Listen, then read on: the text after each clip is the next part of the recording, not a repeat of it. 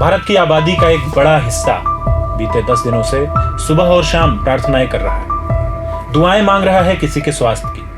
अखबार के पन्ने वो हर रोज सुबह तलाशता है कि सब कुछ ठीक है ना, सब कुछ जैसा हम चाहते हैं वैसा है ना। बड़े बड़े देश के राजनेता अस्पताल जाकर हाल और चाल ले रहे हैं एक ऐसे शख्सियत की जिसके बारे में लोगों के मन में कई किस्म की जानकारियां जानने का मन में एक भाव रहता है कि क्या है, कैसा है। अब जब उनका स्वास्थ्य धीरे धीरे सुधर रहा है तो मैंने इनवाइट किया है इस क्षेत्र के, जिस क्षेत्र के वे रहने वाले हैं, उसके सबसे बुलंद आवाज अनुज कुमार सिन्हा जी को। वरिष्ठ पत्रकार, स्वागत है आपका। धन्यवाद। गुरुजी की बात कर रहा हूं भैया मैं जी।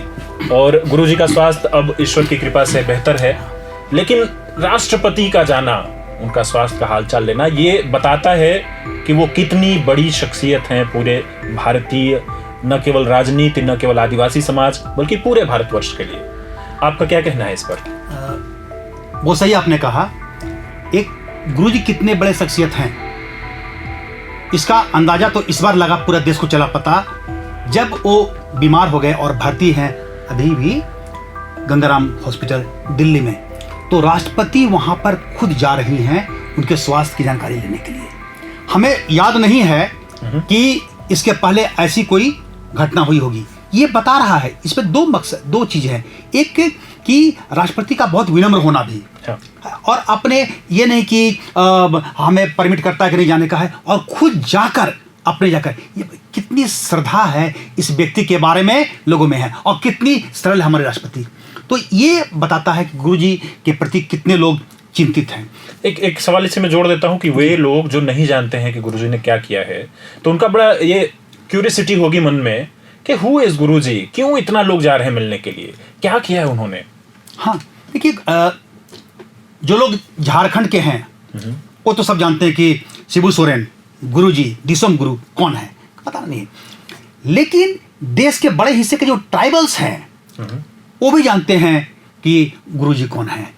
तो इसलिए कि ये इन्होंने एक तरह से अभी आज की तारीख में सबसे बड़े, देश के सबसे बड़े आदिवासी जन नेता, इनको आपको जन नेता, जिन्होंने दो बड़ा काम किया। एक पहला काम जो देश जानता है वो ये काम है कि इन्होंने सबसे लंबी लड़ाई लड़ी अलग झारखंड राज्य के लिए, और अलग राज्य दिलवा दिया। जयपाल सिंह ने भी लड़ाई लड़ी, बाकी लोग भी लड़े, सब कुछ हुआ है, लेकिन उसको अंजाम तक पहुंचाने में का जो कार्य समय था वो शिबू सोरेन जी का रहा। एक दूसरा एक बड़ा काम उन्होंने किया जिसको खुद शिबू सोरेन जी, हमने पहले भी जिक्र किया है, अपने भी गुरुजी कहते हैं, वो है महाजनी प्रथा से मुक्ति। महाजनी प्रथा से पूरा झारखंड तबाह हुआ करता था, आज से नहीं बरसों से। आप उठाकर देखिए तो जितने बड़ी लड़ाइयाँ हुई हैं, क्रांति हुई है, विद्रोह हुआ है ट्राइबल्स का, बाबा तिलका मांझी के समय से लेकर, वो सब तो जमीन का ही मामला था। जमीन और ये जो महाजनी प्रथा, जमींदारी प्रथा, उसके खिलाफ वहाँ से शुरू हुआ है।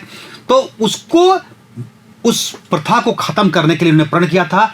और सबसे ताज्जुब की बात कि जब एक बार हमारी भेंट हुई थी गुरुजी से, और उनसे मैंने पूछा था कि गुरुजी आपके जीवन की सबसे बड़ी उपलब्धि क्या है। अच्छा, हमें उस समय लगा था, हमें लगा था कि ये बोलेंगे कि अलग राज्य दिलवा दिया, लेकिन नहीं, उन्होंने कहा कि महाजनी प्रथा से को खत्म करना को हम सबसे बड़ा उपलब्धि मानते हैं जीवन का। तो इसीलिए शिबू सोरेन को आज पूरा देश और खास तौर पे आदिवासी या बाकी लोग भी मानते हैं। इतना मानते हैं, इतना प्रार्थनाएं चल रही हैं, कई जगहों पर लोग बैठे हुए हैं। ये झारखंड के क्षेत्र के लोग या यहाँ से जो बिलोंग करते हैं वे तो समझते हैं कि महाजनी प्रथा होती क्या है या महाजन क्या होता है। मैंने हाल ही में जब मैं किसी से बात कर रहा तो उन्होंने कहा कि महाजन बैठे हुए हैं।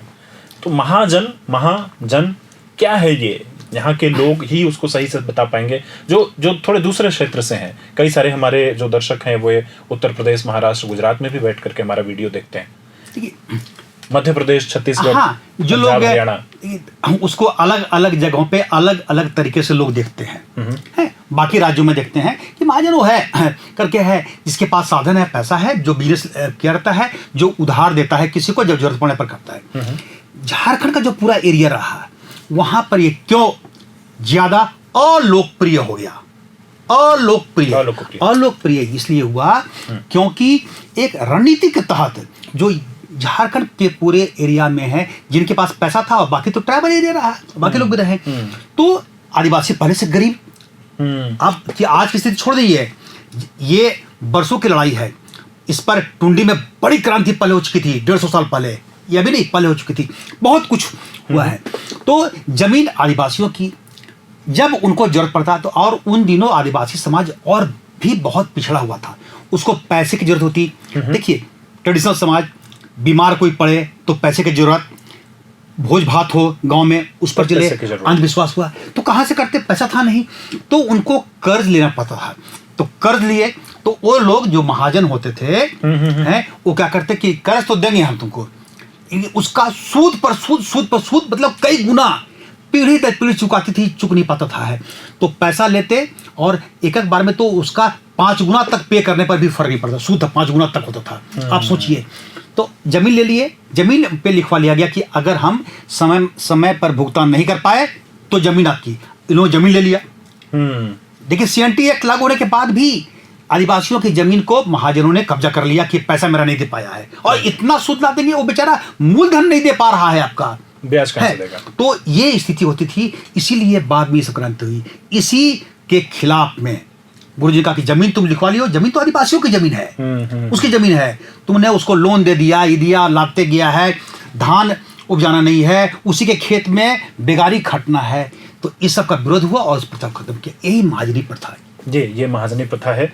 इसका थोड़ा सा अस्क जो नए लोग हैं, अगर उसे आप समझना चाहोगे, तो मदर इंडिया नाम की एक फिल्म है, उसमें बड़ा पॉपुलर होता है, कोई कंगन रखवा लेता है, जो उसमें महाजन होते हैं वो कंगन रखवा लेते हैं। वो एक छोटा सा, उससे समझने के लिए, आसान भाषा में उसको समझने के लिए बहुत आसानी तरीके से भैया ने बताया कि शादियों में और कई समय पर आपके बीमार हो जाने और इस तरह के कई घटनाओं पर जब आपको पैसे की दरकार होती है, तो पैसा आप किसी ऐसे व्यक्ति से लेते हैं जिसके पास पैसा है। जिसके पास पैसा है वो ताकतवर है, और उसने एक रिवाज, एक प्रथा, ये प्रथा शुरू कर दी कि कैसे इनके खेत, इनके ज़मीन को अपना किया जाए। वह रिवाज शुरू हुई कि उनको जो भी ब्याज में पैसे दीजिए, उसके बदले में उनका ज़मीन रख लीजिए, उनका ज़मीन को अपना मान लीजिए। इस प्रथा के विरुद्ध में दिशोम गुरु शिबू सोरेन जी ने एक पूरी अपना आंदोलन छेड़ा, और न सिर्फ अपने आदिवासी समाज को इस प्रथा से मुक्ति दिलाई, बल्कि उसके बाद उन्होंने झारखंड आंदोलन, अलग राज्य आंदोलन का नेतृत्व किया। अलग राज्य की ज़रूरत क्यों पड़ती है? जैसे स्वतंत्रता आंदोलन तो समझ में आता है कि अंग्रेज आए, पूरे भारत में कब्जा कर लिया, हमारे संसाधन का गैर तरीके से इस्तेमाल कर रहे हैं। लेकिन अगर बिहार के साथ झारखंड है, तो फिर आंदोलन करके झारखंड को अलग क्यों, उसकी ज़रूरत क्यों है, और उसको अलग कराने वाले का इतना सम्मान क्यों है? देखिए, बहुत से लोग जानते हैं या समझते हैं कि देश की आज़ादी के बाद ये आंदोलन शुरू हो गया। आंदोलन आज से शुरू नहीं हुआ, आज़ादी के पहले ये पूरा इलाका बंगाल के अधीन था। जो आज झारखंड देखते हैं, बिहार, उड़ीसा, सब बंगाल के अधीन था। तो बंगाल का डिवीजन हुआ, उसके बाद 1912 में बिहार राज्य बना। बिहार क्यों बना? बिहार इसलिए बना कि बिहार के क्षेत्र को लगता था, यहाँ पर के लोगों को, कि नौकरी में, रोजगार में, बाकी चीज़ों में बिहारियों की उपेक्षा होती है। और उपेक्षा होती थी, वो सब दस्तावेज हैं, बताते हैं कि बहाली हो रही है, सब कुछ है। तो लगा कि हमारे क्षेत्र पर, सेंटर तो बंगाल था, कलकत्ता था, है, इस पूरे बिहार के एरिया को निगल किया जाता है। तो वो बंगाल का डिवीजन हुआ, और बिहार, झारखंड का हिस्सा और उड़ीसा तीनों अलग हो गया 1912 में। उसके बाद फिर लगा उड़ीसा को कि अन्याय हो रहा है, तो उसके बाद उड़ीसा अलग हो गया 1936 में। अब क्यों जब पड़ी? क्योंकि जब आप शासन करते हैं, जिस एरिया के होते हैं, वो आप एक खास एरिया पर ध्यान देते हैं, एक खास लोगों पर ध्यान देते हैं। 1912 में ही हम मांग उठ गई थी कि जब बिहार का, जो अभी का बिहार है सो, और झारखंड, दोनों क्षेत्र की संस्कृति बिल्कुल अलग अलग है, बिल्कुल कल्चर अलग है। ये ट्राइबल डोमिनेंट एरिया रहा, बाकी जो लोग रहे, मूलवासी रहे, उनका रहन सहन बिल्कुल अलग है, बिहार का बिल्कुल अलग है, और वहाँ के लोग यहाँ के दर्द को समझ नहीं सकते थे। तो फिर वही हुआ जो बंगाल के समय हुआ कि बिहार के लोगों को स्थान मिल नहीं पाता था, रोजगार में, बाकी चीज़ों में, नौकरी में। जो संस्थाएं बनती थी वो कलकत्ता में बन रही हैं, इधर नहीं। जब बिहार से अलग होने की बात हुई तो उसके पीछे रहा कि जो भी पैसा आता है इस एरिया से जाता है, आपके पास बिहार का बड़ा हिस्सा, माइंस यहाँ पर है, बाकी सब कुछ यहाँ पर है, यहाँ के लोग करते हैं, यहाँ ना एक अच्छे संस्थान है, उस समय नहीं था। एक 1939 में जब एक कार्यक्रम हुआ था, जयपाल सिंह पहली बार आए थे, तो उसमें जो प्रपोजल प्रस्ताव पारित किया गया था उसमें कहा गया था कि आप हमको इस क्षेत्र में एक अच्छा सा, रांची में एक अच्छा सा कॉलेज दे दीजिए। आप सोचिए उन दिनों भी रांची में कॉलेज नहीं हुआ करता था, क्या स्थिति थी। तो इस क्षेत्र की उपेक्षा के कारण पैसा यहाँ का खर्च कहीं और हो रहा है, ये मांग उठी। लगा कि यहाँ के लोगों के साथ न्याय नहीं कर पा रही है बिहार सरकार उस समय की, तो बिहार से अलग होने की मांग उठी थी उसी समय से। यही इस घटना का सच है। तो ये बड़ा क्लियर आपने बड़ा साफ साफ बताया कि अलग राज्य की ज़रूरत क्यों होती है। लेकिन अलग राज्य फिर अगर इस तरह की स्थिति थी कि यहाँ के लोग उपेक्षित थे, यहाँ के लोगों को जो प्रतिभागिता उनकी होनी चाहिए वह प्रतिभागिता नहीं थी, राजनीतिक रूप से नहीं रही होगी, नौकरियों में नहीं रही होगी, इवन ये भी कह रहे हैं हम दूसरी तरफ कि हमारे यहाँ अधिक संसाधन थे जिसका इस्तेमाल वे लोग कर रहे हैं, लेकिन हमें उस तरह की सुख सुविधाएं नहीं मिल रही हैं। इसलिए इस ज़मीन को, इस जगह को, इस क्षेत्र को एक अलग आइडेंटिटी के हिसाब से जाना चाहिए। फिर इसके लिए आंदोलन की ज़रूरत क्यों, और आंदोलन में फिर इस तरह की स्थिति क्यों कि जो व्यक्ति आंदोलन को लीड करता है उसको इतना सम्मान मिलता है? देखिए, पहले तो मांग हुई कि इस क्षेत्र के साथ न्याय किया जाए। ओके, मांग चली गई, छोटानागपुर उन्नति समाज था, वहाँ से मांग उठी, चलते गया। फिर आदिवासी महासभा बनी, 1950 में झारखंड पार्टी बनी, जयपाल सिंह जुड़े और उन्होंने महासभा को आगे बढ़ाया, फिर झारखंड पार्टी उन्होंने बनाई, चलता रहा। मांग होती रही, हाथ जोड़कर, ज्ञापन देकर, सब कुछ हुआ है। लेकिन आप सब जानते हैं कि जब तक कोई मांग को शांतिपूर्ण तरीके से आप प्रदर्शन करते रहते हैं, कोई सुनने वाला नहीं है। सही बात है। और जब लंबे समय तक इस क्षेत्र की उपेक्षा हुई, लंबे समय तक अहिंसात्मक तरीके से आंदोलन किया गया, सिर्फ मांग हुई है। और कैसे उपेक्षा हुई, न सिर्फ विकास के लिए, पॉलिटिकली इस क्षेत्र की बहुत उपेक्षा हुई। अभी 81 क्षेत्र है, विधानसभा क्षेत्र है। बिहार के समय के इस एरिया से आपको जल्दी मंत्री बनते नहीं थे उस समय, शुरुआती दौर में। बहुत लंबे समय के बाद इस एरिया से कोई मंत्री बना, और उनको भी आप सबसे खराब जो पोर्टफोलियो कमजोर होता है ना, वो आपको एक दे देंगे जिसका बजट होता नहीं था। तो कहाँ से होगा? अगर देखना है तो पहले के बिहार झारखंड एरिया को देखिए, पुल पुलिया रोड, और आज के झारखंड को देखिए, सरकार किसी की रहे, क्योंकि पैसा इस क्षेत्र में आया। आपने पूछा था कि क्या क्यों जरूरत पड़ी है, तब यह तय हुआ कि अब बहुत हो गया, आप ऐसे नहीं मानेंगे। जेएम का गठन हुआ 1973 में। विनोद बिहारी महतो, शिबू सोरेन, गुरुजी और एक राय, लोग बैठे और फिर एक तय हुआ है कि आंदोलन चलेगा। उसके पहले झारखंड पार्टी ने लंबा अभियान चलाया है, उसका भी गहरा असर पड़ा, उन्होंने बेस बनाया। उसके बाद फिर चूंकि कांग्रेस में विलय हो गया झारखंड पार्टी का, और आंदोलन धीमा पड़ गया। वो तो एनी होरो, बागुन सुमरे ये लोग थे जिन्होंने आंदोलन को फिर से जिंदा रखा है करके है। तो आंदोलन की जरूरत इसलिए पड़ी क्योंकि बात कोई सुनता नहीं था। दो बार एनी होरो ने 1973 और 1975 में इंदिरा गांधी के पास जाकर तत्कालीन प्रधानमंत्री का जाकर ज्ञापन दिया था। फिर मोरारजी देसाई को ज्ञापन दिया गया, जाकर सब मांग की गई कि हम लोग को अलग झारखंड राज्य चाहिए, हम लोग के लिए, आदिवासियों के लिए, और बाकी लोग सबका विकास होगा, सबको भी करेगा, हमारा उत्थान हो सके। नहीं माना गया। तब जाकर ये आंदोलन और तेज हुआ। आपके सवाल का सीधा उत्तर है, इसका असर तब दिखा जब आजसू का गठन 1986 में हुआ, all Jharkhand student union, AJSU के तर्ज पर जो असम में हुआ, और उन्होंने बहुत तीखा आंदोलन चलाया। फिर शुरू हुआ नाकेबंदी का दौर।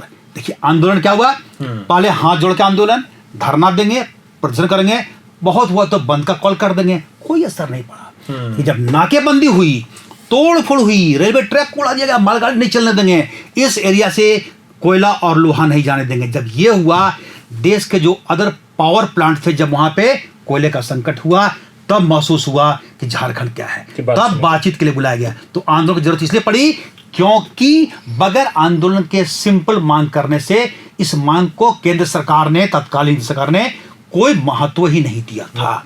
इसलिए गुरुजी का उदय हुआ, गुरुजी ने और बाकी सारे कई दलों ने इस आंदोलन को आगे बढ़ाया, गुरुजी ने लीड किया। इसी कारण उनके प्रति लोगों के मन में इतनी श्रद्धा है। तो आदिवासी समाज आमतौर पर जब वे शिक्षा के दृष्टि से, जब वे पैसे के दृष्टि से पिछड़े हुए थे, ऐसे समय में किसी एक शख्सियत का कद इतना बड़ा हो जाना, उनका उद्भव कैसे हुआ, उनके शुरुआती दौर के बारे में थोड़ा सा प्रकाश डालें। कैसे वो इतने बड़े हीरो बन गए? देखिए, गोला एक जगह है, रामगढ़ जिला में अब आता है, पहले हजारीबाग में था, वहाँ उनका जन्म हुआ। वहीं जैसे आदिवासी एक बच्चा अपना पढ़ रहा था, उनके पिताजी टीचर थे, महाजनों ने उनकी हत्या कर दी। पिताजी? हाँ, वो हत्या कर दी। हत्या हुई क्योंकि वो महाजनी प्रथा का विरोध करते थे। अच्छा। लेकिन इसका असर इन पर पड़ा और इन्होंने लोगों को एकजुट करना शुरू किया, यूथ को किया एकजुट किया, संथाल समाज को एकजुट किया है। उन्होंने संथाल सोनोत समाज बनाया करके धीरे धीरे उन्होंने बढ़े, तो वहाँ से इनका उदय हुआ। फिर छोटा मोटा व्यवसाय करना शुरू किए, बांस का काम किए, ताकि पैसा भी तो घर भी तो चलना है, वो करते गए। इसी बीच जब वो चुनाव भी लड़े थे मुखिया सबका, तो इनको लगा, बार बार लगा कि कैसे आदिवासियों की जमीन को हम मुक्ति करा सकते हैं। अच्छा। तब तक हुआ कि लोग अगर जुड़ जाएं और तैयार हो जाएं, और युवक तैयार हो गए थे, तब क्या हुआ कि जमीन लिए ना हो, जमीन पर कब्जा कर लियो, जमीन हम आदिवासियों का जमीन है। अच्छा। उस पर कब्जा तो कर लिए हो, लेकिन फसल लगा लो, फसल काटने नहीं देंगे, फसल आदिवासी काटेगा। इसको बोलते हैं धनकटनी आंदोलन। धनकटनी आंदोलन। ये जो आंदोलन चला, यही बहुत ही पावरफुल हुआ। ठीक है, लगा लो जमीन आदिवासियों की, उसको महाजनों ने, जमींदारों ने ले लिया। अब हमारे लोग जाएंगे और फसल तुम लगाओ, बीज तुम बो, काटेंगे हमारे लोग, महिलाएं काटेंगी, और पुरुष जो लोग हैं तीर धनुष लेकर कियारी कियारी पूरे जन चारों ओर वो करेंगे, सुरक्षा करेंगे। और उधर से वो लोग पुलिस बुलाते थे, उनके अपने लोग होते थे गुंडे, तो उधर से गोली चलती, इधर से तीर चलता। इसी में कई लोग मारे गए। इसी के कारण लोगों को लगा कि यही व्यक्ति जो है हमारी जमीन वापसी करा सकता है, हमें न्याय दे सकता है, हमारी जो पहचान खत्म हो रही है उसको वापस दिला सकता है, हमारे समाज का उत्थान कर सकता है, हमारे लिए जन जागरण कर सकता है, हमारे पढ़ाने की व्यवस्था कर सकता है। पढ़ाने का, चूंकि गुरुजी ने बाद में नाइट स्कूल खोला, रात्रि पाठशाला वो होगा, सामूहिक खेती का प्लान किया, कैसे हमारी आर्थिक स्थिति बदलेगी, ये आदिवासियों को लगा। इसीलिए इनके प्रति लोगों का झुकाव बढ़ता गया। तो ये पूरा एक लंबी जमीन है, जिस जमीन पर रहने वाले जो लोग हैं, जिन्होंने अपना जीवन उसके आधार पर बड़ा किया है, आज वे चिंतित हैं गुरुजी के स्वास्थ्य को लेकर के। हम एक चीज़ और बताना चाहेंगे आपको कि एक बड़ा रहा, हम लोगों ने काफ़ी उस पर अध्ययन भी किया, साथ पे रहे, सब कुछ जगह हैं। एक वर्ग ये कहता रहा कि गुरुजी तो इसके विरोधी हैं, उसके विरोधी हैं। आपको हम कहते हैं, गुरुजी आंदोलन इतना लंबा किए, अंदर से उस व्यक्ति के बारे में 2-3 चीजें आपको जानना चाहिए। आप विश्वास नहीं करेंगे, ये शिबू सोरेन शाकाहारी हैं, मीट मछली मुर्गा नहीं खाते। उनका असर हेमंत पर भी है। आप सोचिए, नशा नहीं करते, आसान काम नहीं बताना, कभी नहीं है। और इन्होंने जब पहली बार चुन कर गए थे 1980 में, दुमका से जब सांसद बने थे, पार्लियामेंट में उन्होंने कहा था शराब बंदी के लिए, शराब पर आप प्रतिबंध लगाएं। सोचिए, उस समय से नशा के खिलाफ ये है। तो ये उनका मूल चरित्र रहा है, वो है। दूसरा रहा है, लोग कहते हैं ना कि ये बिहार के लोगों का विरोध कर, नहीं, ये गलत है। जो लोग झारखंड का विरोध करते थे, उनका ये विरोध करते हैं। आपको दर्जनों घटनाएं हम गिना सकते हैं जिसमें इन्होंने खुलकर व्यक्तियों का साथ दिया, चाहे वो बिहार के हो, बंगाल के हो, या किसी और राज्य के भी, उससे कोई फर्क नहीं पड़ता है। ये फर्क फील नहीं करते थे, ऐसा नहीं है। क्योंकि एक बिहारी महिला गीता, आप अगर अध्ययन करेंगे तो हम लोग उनके मित्र थे झगड़ू पंडित, उन्होंने बताया था उस घटना को, जब शिबू सोरेन 1975 में जब इन्होंने सरेंडर किया था और जब जेल में गए थे, तो वहाँ एक बिहारी महिला जो है गीता, वो छठ नहीं कर पा रही थी, तो गीत गा रही थी। तो इनको पता नहीं था तो कि क्या चीज़ है करके है। जब पूछे, उनको बताया गया कि वो चूंकि जेल में है और गीत छठ नहीं कर पा रही है क्योंकि प्रोविज़न नहीं है, इन्होंने कहा कि वो महिला, बिहारी महिला को बोलो कि वो छठ करेगी, साधन हम लोग जुटाते हैं। और शिबू सोरेन की चलती थी। गुरु जी ने उसी बिहारी महिला के लिए धनबाद जेल में सब कैदियों को कहा कि एक शाम का कोई खाना नहीं खाएगा। सारे लोग एक शाम का खाना को बंद कर दिए, भूखे रहें, और उससे जो पैसा बचा उससे पूजा का सामान आया और उनको छठ करवाया। ये एक उदाहरण, बड़ा चर्चित मामला बन गया था बाद के दिनों में जब ये रही। तो आप सोचिए कि कहाँ तक जा सकते हैं गुरुजी एक महिला को सम्मान दिलाने के लिए, उसकी इच्छा की पूर्ति के लिए। वहाँ नहीं देखे कि वो नहीं बोले कि ये तो बिहारी महिला है, ये झारखंडी है, वो नहीं है, एक महिला की इच्छा की पूर्ति होनी चाहिए, ये काम किया। गुरु जी के साथ जो आंदोलन में जो लोग थे हैं, उसमें से अधिकांश लोग तो जो थे वो थे नॉन ट्राइबल थे, है ना। तो इसीलिए ये आरोप डोमिसाइल की जो लड़ाई हुई तो उसको उन्होंने ही शांत कराया। तो ये बहुत है, वो सबों को समान दृष्टि से एक गार्जियन की तरह, एक क्यों करते लोग हैं, एक अभिभावक की तरह। अंतिम वाक्य में आपको ये बताते हैं, आप कहेंगे क्यों श्रद्धा है। पूरी चीज को क्लोज करने के पहले घर में जो आपके या मेरे जो दादाजी होते हैं उनकी क्या भूमिका होती है। वो घर में बुजुर्ग हो गए हैं, 80 साल 90 साल के भी है, कहीं बैठे हुए हैं तो आपको शादी ब्याह कुछ भी करवाना है, छठी छिला अच्छा बुरा जाके पूछते हैं, वो अपने अनुभव से बताते हैं, उनकी बात को सब कोई मानते हैं, सबको एक रखते हैं।